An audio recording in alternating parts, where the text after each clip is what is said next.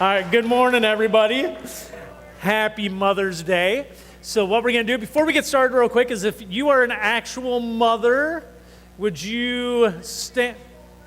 You gave birth to a child or you cared for a child in a mother role or whatever that would be. If you were a mother or still a mother, stand on up real quick just so we can give you a hand. So, oh gosh. Okay, no, we're not good. All right, if we want to give them a hand, all of our moms. Today we celebrate you. So just so you're aware, after service, when you leave here, there are chocolate fountains that are actually working right now. And as I said in Sunday school class, this is the most stressful Sunday of the year for me every year because those stupid chocolate fountains are a disaster and I stress out every year. So James and Jay got them working during Sunday school with a little extra oil and stuff like that, and they're working. So when we're done, hopefully they're still working. All the moms, you can just leave here, make your way out there, get as many strawberries, marshmallows, pretzels, Oreos as you want, dip them in the chocolate fountains. There's plates out there. You can stick them on. You can take them home with you.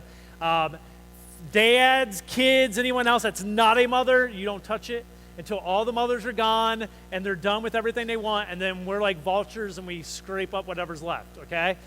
So that's how that will work. That is out there after service. Abby, are you in here? Abigail Hurst. Oh, you're over there. Come on over, Abby.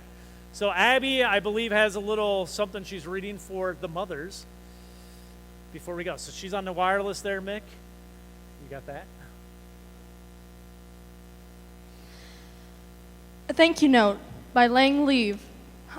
Forgive me if I did not pronounce that name right, because I just found it this morning, so I have no clue. But forgive me about that. The note reads, "You have told me all the things before I knew I needed to hear them, to be unafraid of all the things I used to fear before I knew I shouldn't fear them." Thank you. Thank you, Abigail. All right, so today what we're going to be looking at is we're going to be talking about what is the role of a mother in raising successful children. And to do that, the first thing we have to look at is we have to define what actually is a successful child. Like, what does that look like? What's the end goal that we're trying to accomplish? And through looking at Scripture, I think we get a couple of decent ideas of what that end product would look like. So the first scripture I'm going to read to you is from Proverbs 23, verses 24 and 25, and it says this: "The father of godly children has cause for joy. What a pleasure to have children who are wise. So give your father and mother joy. May she who gave you birth be happy." Okay? So one of the goals, moms and dads, but moms specifically as we talk today, one of the goals we want to aim for that we would consider successful children is children who are living godly lives and living their lives with wisdom. Okay?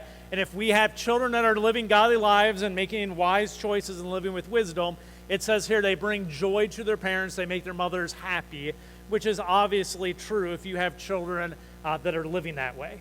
In Proverbs 17:6, it says this: "Grandchildren are the crowning glory of the aged. Parents are the pride of their children." One of the other things I would say that determines the end goal of a successful child is having children that actually look at their parents with pride when they're adults. So they look up to their parents and they look at you with pride and they go, "Those are my parents. They were great parents. And let me tell you about my parents." And if you have that, I would say you have successful children, children who respect you and have pride in who their parents are. All right? So you have godly children living with wisdom who have pride in their parents.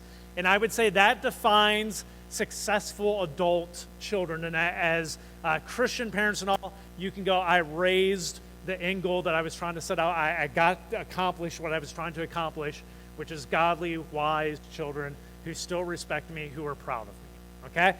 That's what we're looking for. So the question becomes, how does a mother accomplish these goals with their children? How do you get that end product? Proverbs 22:6, it says this: "Direct your children onto the right path, and when they are older, they will not leave it." All right? So the scriptures here indicate that parents play a primary role in setting their children up for success into the future. So as parents and as mothers, you are the primary role of making sure your children are successful. This is a huge responsibility, but it also means we have some control over the situation, which is kind of at the same time. So even though it has a lot of responsibility, you go, well, at least I feel like I have some ability to influence this.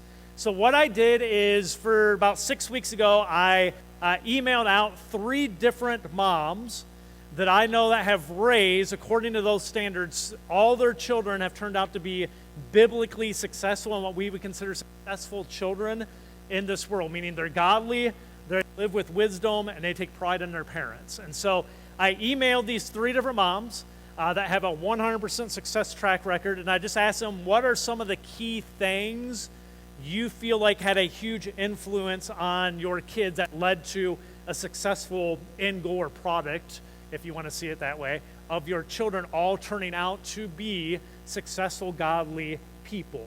And so that's what I'm going to share with you today is the responses I got back from those 3 moms. Now, before I continue, I just want to clear a couple of things up for you. Number one is this. If you've already raised children and you're sitting here thinking they didn't turn out so well, okay, and you're like, that they didn't turn out that well, what I don't want you doing today is just beating yourself up. That's not why you're here. I am here to discuss the ideal of what we want to accomplish and what role we can play in that. But if you've already raised your children, don't sit here and beat yourself up up today. Today is possibly a day you learn some new insight into how to be a better mother, or how to pass these things on to your grandkids and be the grandmother that you're called to be.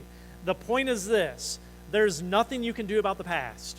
Okay, the past is the past. So all you can do is focus on being a healthy mom and a healthy person now moving forward.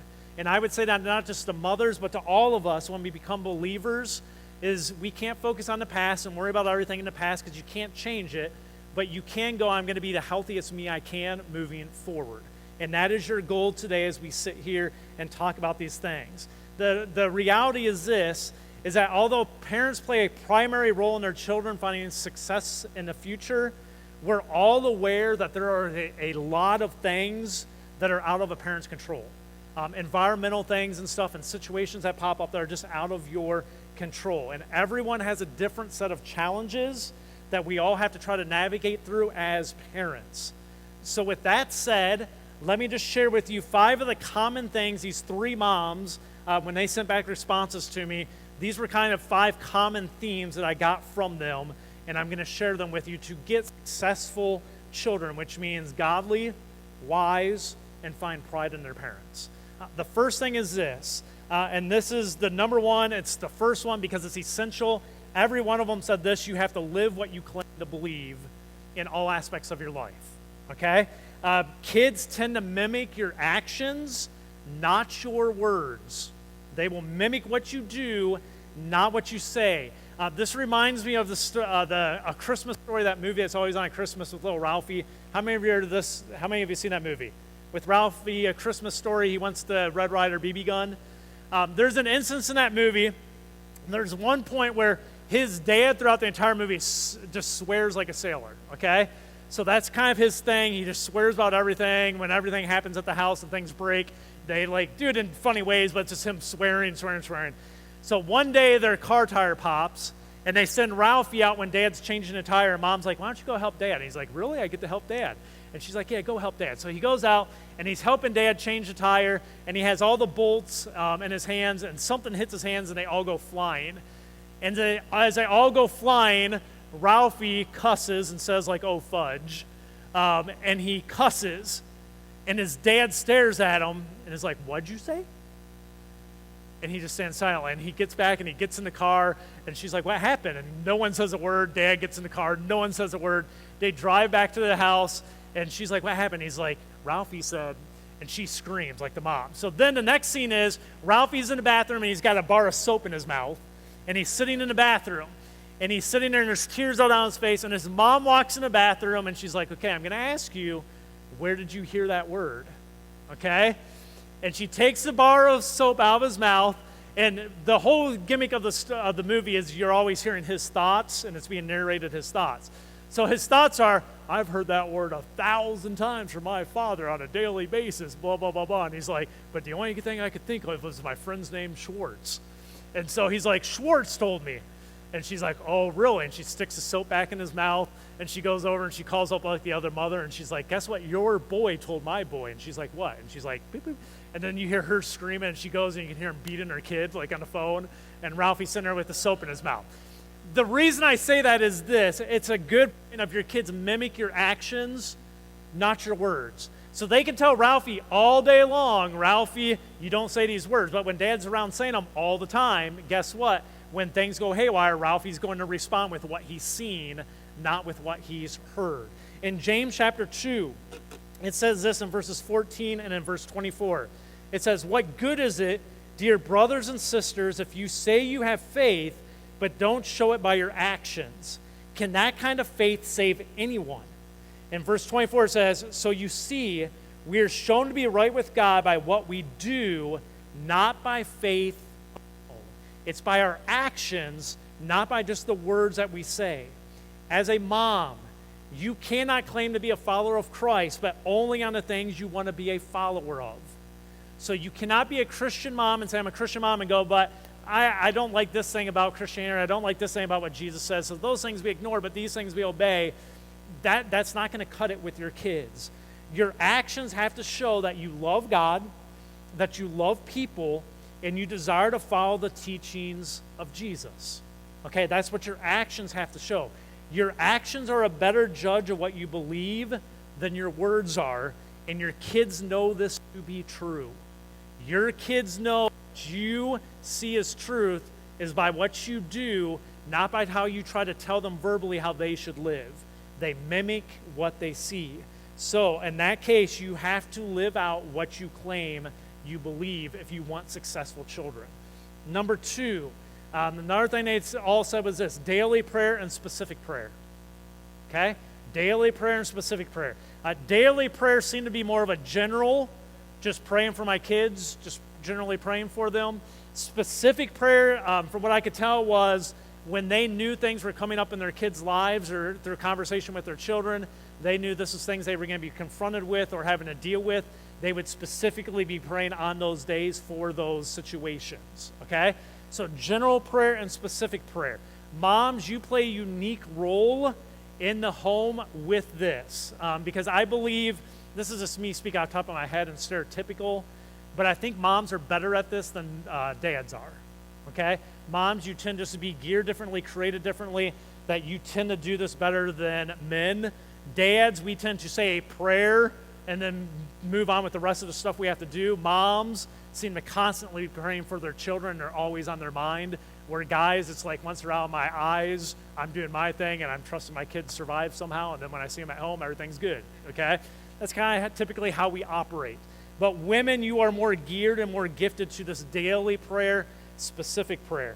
Philippians 4:6, it says, don't worry about anything. Instead, pray about everything.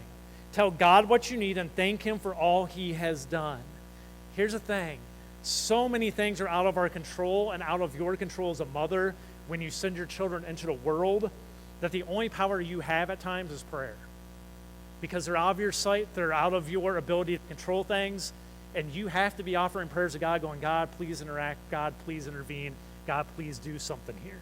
Okay? So we see that as you need daily prayer, specific prayer. It's a key to raising successful children. Number 3, be transparent in your faith. Okay? Be honest in your faith. Let them see and hear about your struggles, not just your victories. And this is where we get this wrong some. As we get moms, we get dads, we get Christian parents who want to show our kids all of our victories, and we never show them our defeats or our struggles. And to have healthy children and for them to have a healthy picture of the world they live in, they need to see both sides.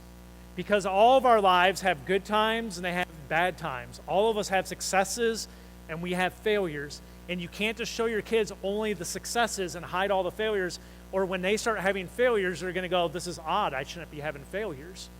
They should understand, no, that's part of life. You have good, you have bad. That's how life works, and it works for me, Mom. The same way it works is going to work for you. This is just part of life. okay? So you have to be transparent in your faith. In Romans chapter 7, Paul viewed the churches that he started almost as like a father figure. So he expresses at times like he sees himself as a spiritual father to these different churches. And at one point in Romans chapter 7, he writes this. He says, I've discovered this principle of life, that when I want to do what is right, I inevitably do what is wrong. I love God's law with all my heart, but there's another power within me that is at war with my mind. This power makes me a slave to sin that is still within me. What you see with Paul is Paul's being very transparent with them, is going, hey, church, and it has been very easy for them to idolize Paul and be like, that's Paul. Paul has everything together. Paul has it all figured out. And Paul's letting them know, guys, no, I still struggle. This is an issue I have. And he was being transparent, going, I struggle the same way you struggle, and you need to be aware of that. I'm not some guy you set up on a pedestal.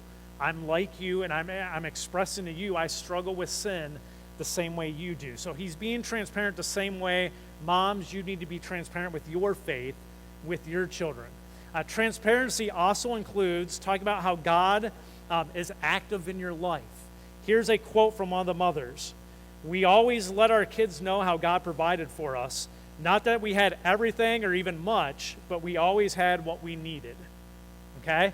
And that was one of their things, which was transparency, was we don't have everything. We don't have the world. We're not going to have everything. We don't even have a whole lot. But God always takes care of us. God always provides for us. And being transparent in your faith with your kids that way of how God is active in your life and how God does provide. That's being transparent in your faith. Number 4, connect them regularly to a healthy Christian community. All right? Which is simply saying get them in a healthy church and have them there regularly in a healthy church. A healthy Christian community is one where they see people that truly love each other and truly encourage each other, including your own children, and having them in that environment.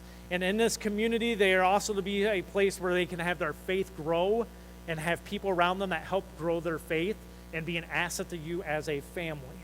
In Acts chapter 2, we get this beautiful picture of there is no perfect church, but a beautiful picture of a healthy church right after Pentecost when the church begins. And I'm going to read it to you. You have a quick snippet here, but there's more I'm going to read. But it's just a beautiful picture of what the church should look like. Okay? Here's what it says. All the believers devoted themselves to the apostles' teaching, so a healthy church should be teaching the Bible, and to fellowship, which means they should be interacting with each other outside of just church time, and sharing in meals, including the Lord's Supper, so they were taking communion together regularly, and to prayer, and that they prayed together regularly. It says this, a deep sense of awe came over them all, and the apostles performed many miraculous signs and wonders. And all the believers met together in one place and shared everything they had. They sold their property and possessions and shared their money with those in need. They worshiped together at the temple each day, met in homes for the Lord's Supper, and shared their meals with great joy and generosity, all the while praising God and enjoying the goodwill of all the people. And each day the Lord added to their fellowship those who were being saved. You want to put your kids in a church environment that looks something like that, okay? Where people love each other, they encourage each other, and they are taught the Word of God so everybody can grow together. I personally, I'll put a plea out there for you this. If you're here this morning, I would tell you I think that happens here at this church. I believe that's who we are. Are we perfect? In no way. But I do believe those core aspects are done here at this church, which is we teach you the Bible. The people here are loving, and the people here are encouraging. You have this passage here where it says nobody was ever in need. People sold their stuff and gave it to the church so they could provide for everybody. And that still reminds me back when at the beginning of COVID, where we had people who didn't need those, what were they called, stimulus checks or whatever. And we had those that didn't need those, give those to the church. And then we used it, and I think we collected upwards of 30-some thousand. Didn't we, Donna? It was somewhere, we received in some good $30,000 from the people of this church. And gave out a good, I think we still have maybe 5,000 sitting in that account to still help people, but gave out 25,000 to some of you in this church that needed help to pay bills and to keep you in your apartments and keep you in your homes so you wouldn't lose them during that COVID shutdown and the time after that. And I see that and go, that's what the early church was doing. And that's where we got that idea was, we see that in Acts 2, let no one fall, is we're going to take care of each other. So a huge thing these moms all said, have your kids, not just necessarily on Sunday, but regularly in a healthy church environment. So if that means in like teen stuff outside of that or service things that we do or whatever, something more than just Sunday morning, but having a regular interaction with the people of this church. One of the things I'll thank you for as a church, my kids have gotten to grow up in a great church for the last 8 years. And in their memories, that's all they really know is the health of this church. So my son, who's going to graduate this year, knows a lot of you for years and years and years and has stories with you, served alongside you, witnessed other Christian godly men in his life other than just his dad. Okay? And that's a huge blessing to our family, and it helps us. Same thing for our daughter as she grows up. You have both of them who gone through Mr. Randy's classes, so they've been in there and they get an incredible amount of teaching and biblical knowledge from Randy. Huge asset as a parent having them in his class. Okay? Some of you serve alongside him in food bank and in different classes and stuff like that, and he knows you and has seen your servanthood. That's a huge asset to us as parents that helps raise a successful child. Now, he could still blow his whole life up and be a disaster. It's possible. We'll find out soon. But right now it's tending decent, okay? So with that said, let me move to the next thing. And the last one is this. I was told by these mothers, provide them, in one way or the other, provide them opportunities to question, discover, and pursue their own faith. Okay? So provide them opportunities to question, discover, and pursue their own faith. Talk with your kids regularly, moms, about their faith. You are called, not the church, not the ministry staff, you are called to be the primary spiritual teachers in your kids' lives. Okay? The Bible sets you up as the primary teachers of their spiritual life, not the church, not your trained staff. Okay? That is your role. We are to be assets and we are to be helps to you. It is good and healthy for your kids to question their faith. It leads to them finding answers. The church, the way it used to be constructed back in the days was, kids, you don't ask questions. Okay, you just do what you're told and you believe what you're told. And people would almost get scared, like I'm failing as a parent if my kids started to ask questions about their faith and maybe doubt some things. In actuality, that's really healthy because that means they're actually desiring to find truth for themselves. And that's going to be really beneficial as they get older when they start to learn things for themselves rather than just doing what you told them. Okay? So let them have questions. Talk to your kids. Find out what those questions are. Help them find the answers, because when they find answers on their own or with your help, they internalize them, and that becomes truth to them that they hold on to rather than just words someone else has told them. The other thing, it's good to allow your kids to discover truth on their own at times by allowing them to fail. Okay?